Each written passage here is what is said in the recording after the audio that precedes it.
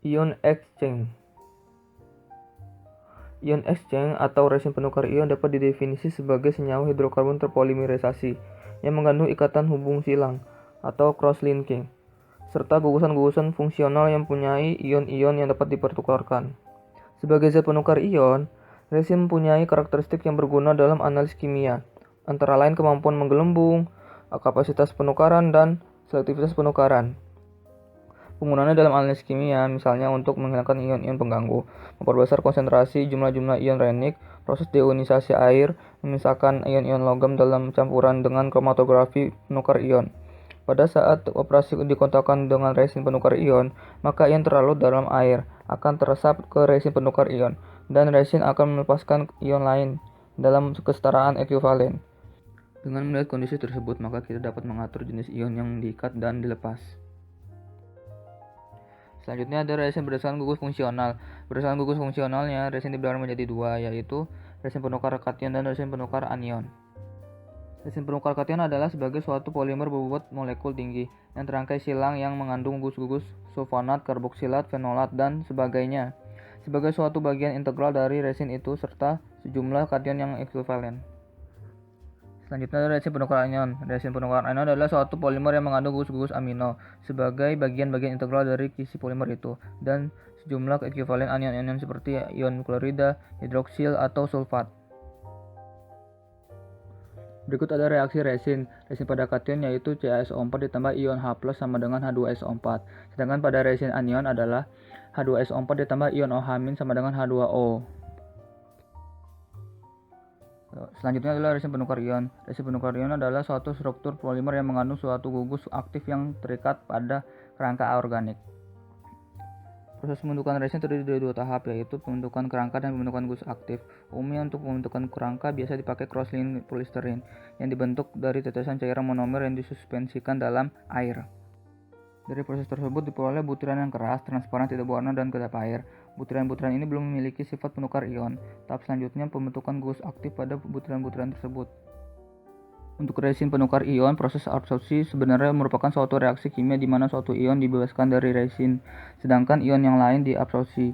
Sebagian besar resin kation terbuat dari bahan dasar. Pembahasan selanjutnya yaitu resin penukar ion, yang merupakan salah satu metode pemisahan menurut perubahan kimia. Berikut merupakan penjelasan dari penukar ion. Resin penukar ion positif atau yang lebih dikenal dengan cation exchanger pada umumnya dalam bentuk asam kuat atau asam lemah. Resin kation dalam bentuk asam kuat dapat menghilangkan seluruh ion positif yang terkandung dalam air, sedangkan resin kation dalam bentuk asam lemah hanya dapat menghilangkan sebagian kesadahan dalam air yang umumnya kesadahan dalam bentuk alkinitas.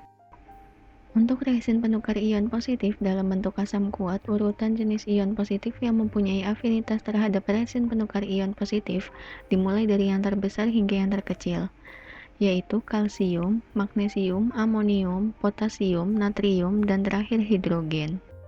Anion exchanger bertujuan untuk menghilangkan ion-ion yang bermuatan negatif seperti sulfat, klorida, silikat, dan ion negatif lainnya dengan cara pertukaran dengan ion OH-. Contoh reaksi yang terjadi pada anion exchanger dapat dilihat pada layar. Dari hasil percobaan pada gambar, resin penukar ion didapatkan resin penukar kation pada influent berwarna kuning keruh dan pada effluent berwarna kuning pucat, sedangkan resin penukar anion pada influent berwarna bening dan juga pada effluent itu berwarna bening. Faktor kesalahan yang terjadi pada percobaan resin penukar ion yaitu biasanya resin sudah menjadi larutan jenuh, sehingga larutan tidak bekerja secara maksimal. Berikut merupakan syarat-syarat dasar bagi suatu resin yang berguna adalah pertukaran ion reaksi, salah satu dari kelas reaksi kimia antara dua senyawa yang terdiri dari ion positif dan ion negatif.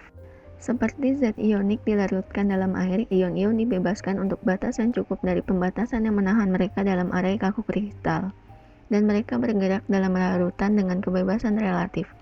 Bahan tidak larut tertentu, bantalan muatan positif atau negatif pada permukaan mereka, bereaksi dengan ion solusi untuk menghilangkan berbagai ion selektif, menggantinya dengan ion dari jenis lainnya. Berikut merupakan video ion exchange kromatografi untuk mengetahui kandungan ion atau logam pada suatu sampel cair atau mengetahui kandungan senyawa yang ada dalam industri makanan dan minuman serta industri semikonduktor. Dalam beberapa menit dapat digunakan sebuah teknik pemisahan yang dinamakan kromatografi. Bahkan dengan metode pemisahan ini dapat ditentukan ion atau logam atau senyawa dari sampel yang diteliti secara kualitatif maupun kuantitatif. Dalam hitungan beberapa menit saja, ion-ion bermuatan positif atau kation seperti natrium, amonia, kalium, magnesium, kalsium, perak, tembaga, dan sejumlah kation lainnya, atau ion-ion bermuatan negatif atau anion seperti fluorin, klorin, nitrit, bromin, sulfat, dan jenis anion lainnya dapat diketahui konsentrasi atau jumlahnya dalam suatu sampel. Untuk sekali injek sampel saja ke dalam sistem kromatografi, berbagai peak atau puncak anion dan atau kation akan muncul. Inilah salah satu yang menjadikan teknik ini lebih populer karena waktu analisisnya yang sangat singkat dengan hasil yang maksimal.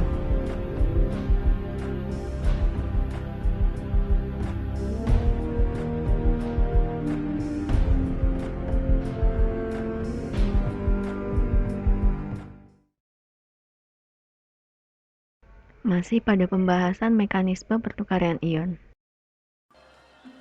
Oke, selanjutnya saya akan menjelaskan tentang mekanisme pertukaran ion. Tetapi agar lebih enak, saya akan menjelaskan atau mereview kembali apa sih itu pertukaran ion. Pertukaran ion adalah salah satu metode pemindahan yang ditandai dengan pertukaran ion-ion antara suatu larutan dan suatu bahan yang padat di mana keduanya bersentuhan. Selanjutnya saya akan menjelaskan tentang mekanisme pertukaran ion. Suatu larutan yang mengandung anion atau kation dikontakkan langsung dengan media penukar ion. Biar tambah seru, kita lihat tayangan berikut ini. Привет, мы тебе за молочком.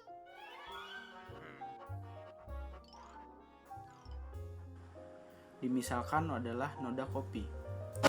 Noda kopi adalah anion, dan deterjen adalah kation. Pada proses pertukaran ion, kation memiliki kemampuan yang unik untuk mengangkat kotoran, baik yang larut dalam air maupun yang tidak larut dalam air. Uji molekul kation berperan mengendorkan kotoran dari kain, serta mendispersikan kotoran sehingga tidak menempel kembali pada kain. Akibatnya, warna kain akan dapat dipertahankan. Inti semua ini adalah kation dan anion bertukar pada waktu yang sama dalam molekul air, sehingga kain menjadi bersih, noda pun hilang, serta kain menjadi harum. Selanjutnya, selektivitas ion. Reaksi pertukaran ion sepenuhnya bergantung pada selektivitas resin untuk sistem ion khusus. Peneliti telah mengamati resin-resin yang dipilih untuk ion-ion tertentu dalam kelompok-kelompok yang memiliki persamaan nilai karakteristik. Karakteristik ini telah diketahui oleh sebagian besar resin komersial, dan alasan itu maka selektivitas ion telah diartikan oleh berbagai macam-macam pengamat. Ada dua variabel utama yang menentukan ion selektivitas, yaitu 1. Harga atau nilai ion. 2. Ukuran ion. Reaksi-reaksi ion berlangsung pada pertukaran ion secara sederhana dapat dirumuskan sebagai berikut.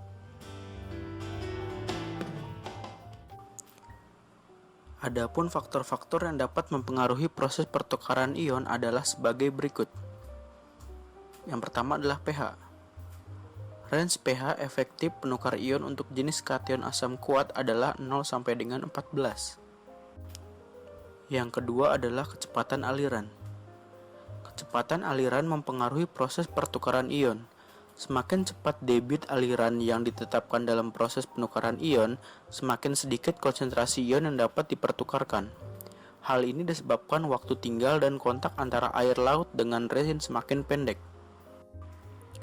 Yang ketiga adalah konsentrasi ion terlarut. Semakin banyak konsentrasi ion yang akan dipertukarkan, semakin lambat kecepatan berlangsungnya suatu reaksi pertukaran ion, dan semakin sedikit konsentrasi ion yang akan dipertukarkan. Hal ini disebabkan karena resin memiliki kapasitas ion yang terbatas. Yang keempat, tinggi media penukar ion. Semakin tinggi media penukar ion yang terdapat dalam kolom pertukaran, semakin banyak konsentrasi ion yang akan dipertukarkan. Hal ini disebabkan semakin tinggi resin, maka akan semakin banyak jumlah resin. Yang terakhir adalah suhu. Pertukaran ion dipengaruhi suhu. Akan tetapi secara praktis peningkatan suhu tidak cukup untuk menyebabkan pertambahan laju proses. Operasi suhu tinggi baru bermanfaat bila larutan semula memang pada suhu tersebut, atau bila larutan terlalu kental pada suhu ruang. Berikut adalah macam-macam ion exchanger. Pada cara kerja kolom ganda, pada poin pertama, di sini semua kation yang terkandung dalam air, terutama Ca, Mg, dan Na, ditukar dengan ion hidrogen. Kemudian yang kedua, ion hidrogen yang berasal dari penukar kation dan ion hidroksil dari penukar anion akan membentuk ikatan dan menghasilkan air. Poin ketiga, pelaksanaan regenerasi pada proses kolom ganda sangat sederhana. Ke dalam kolom penukar kation dialirkan asam klorida encer dan ke dalam kolom penukar anion dialirkan larutan natrium hidroksida encer. Regeneran yang berlebih selanjutnya dibilas dengan air. Pada cara kerja kolom tunggal adalah sebagai berikut. Langkah-langkah setelah proses kolom tunggal regenerasi adalah pemisahan resin penukar kation dan penukar anion dengan klasifikasi menggunakan air, pencucian kembali dari bawah ke atas. Dalam hal ini, resin penukar anion yang lebih ringan, berwarna lebih terang, akan berada di atas resin penukar kation yang lebih berat atau berwarna gelap. Proses regenerasi dalam kolom tunggal. Yang pertama, untuk regeneran bersama dengan air dialirkan melewati kedua lapisan resin. HCl encer dialirkan dari bawah ke atas melewati resin penukar kation dan dikeluarkan dari kolom pada ketinggian lapisan pemisah. Yang kedua, larutan natrium hidroksida encer atau NaOH dialirkan dari atas ke bawah melewati resin penukar anion, juga dikeluarkan pada ketinggian lapisan pemisah. Kelebihan kedua regeneran kemudian dicuci dengan air. Yang ketiga, ketinggian permukaan air dalam kolom diturunkan dan kedua resin penukar dicampur dengan cara memasukkan udara tekan dari ujung bawah kolom. Yang keempat, pencucian ulang kolom tunggal dengan air dari atas ke bawah sampai alat ukur konduktivitas menunjukkan kondisi kemurnian air yang diinginkan. Berikut adalah penjelasan tentang proses pelunakan. Zeolit atau resin adalah suatu senyawa radikal dari bahan penukar ion yang masing-masing disingkat dengan huruf Z dan R, sehingga sebutan lengkap dari bahan penukar ion tersebut dapat ditulis dengan Na2Z dan Na2R. Sodium zeolit merupakan bahan penukar ion yang pertama kali digunakan. Ditemukan sebagai bahan mineral yang merupakan senyawa kompleks. Karena bahan ini sulit diproduksi secara besar-besaran, maka sekarang ini banyak digunakan dari bahan sintetis hidrokarbon untuk diproduksi secara besar-besaran yang dikenal sebagai resin. Sodium resin digunakan dalam periode tertentu, akan digantikan oleh ion-ion Ca dan Mg dari garam-garam sada. Oleh karena itu, untuk mengaktifkan kembali dapat diregenerasi dengan cara mereaksikannya dengan NaCl. Sebagai gambaran, bagaimana proses pelunakan dengan cara pertukaran ion berlangsung dapat dilihat pada gambar 1. Gambar 1 menunjukkan sebuah pelunak air dengan menggunakan metode pertukaran ion. Resin ditempatkan di atas tumpukan kerikil di dalam sebuah bejana tertutup, seperti di dalam pressure filter. Air yang dilunakan dialirkan dari bagian atas bejana kemudian menembus tumpukan resin sambil melakukan pertukaran ion. Jika air yang telah dilunakan cukup jumlahnya, maka ion kalsium dan magnesium menggantikan ion sodium yang ada di dalam resin. Dan bila keaktifannya sudah menurun, maka harus segera diregenerasi dengan mereaksikannya dengan NaCl yang umumnya konsentrasinya di bawah 10% dalam larutan. Setelah regenerasi, perlu dilakukan pembilasan dengan air lunak agar supaya sisa larutan garam dan endapan yang tertinggal di dalam tumpukan resin dapat dibuang keluar. Untuk mempercepat dan menyempurnakan reaksi regenerasi, biasanya dibantu dengan melakukan pengadukan. Besarnya laju alir dalam proses pelunakan sekitar 7,5 sampai 19,5 meter kubik per jam persegi luas permukaan tumpukan resin di dalam softener. Pada saat dilakukan regenerasi, pengadukan maupun pembilasan, volume tumpukan resin akan mengembang dan pengembangannya akan mencapai 50-75%. Lapisan kerikil penyangga ketebalannya tidak boleh kurang dari 60 cm. Berikut adalah keuntungan dan kerugian pelunakan air dengan metode pertukaran ion ini. Di dalam perhitungan pelunakan dengan metode pertukaran ion dijumpai berbagai macam istilah. Salah satunya adalah exchange capacity, yaitu menunjukkan kapasitas atau kemampuan resin untuk mengikat garam-garam sada setiap satuan volume resin yang kesatuannya dinyatakan sebagai berikut.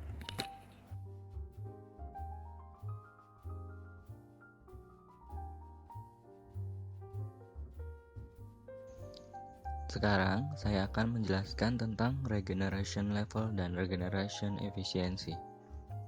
Pertama, regeneration level. Regeneration level yaitu angka yang menunjukkan kebutuhan regeneran per satuan volume resin, yang satuannya dapat dinyatakan dalam lb-NaCl per Ft⁻³ resin atau kilogram NaCl per meter kubik resin. Yang kedua yaitu regeneration efficiency. Regeneration efficiency yaitu angka yang menunjukkan kebutuhan regeneran per satuan berat garam-garam sada yang dihilangkan, yang satuannya dapat dinyatakan dalam lb-NaCl per kilogram CaCO3 atau kilogram NaCl per kilogram CaCO3, yang konversinya adalah 1 lb per kilogram sama dengan 7 kg per kilogram. Berbagai macam resin yang banyak digunakan dalam kehidupan sehari-hari untuk keperluan proses pelunakan telah diuraikan dalam tabel 1. Di dalam tabel tersebut digunakan istilah-istilah yang telah dijelaskan pada bagian sebelumnya. Tabel ini berisi karakteristik sodium resin. Tabel ini dapat digunakan sebagai dasar, acuan, maupun referensi dalam menghitung regeneration level dan regeneration efficiency.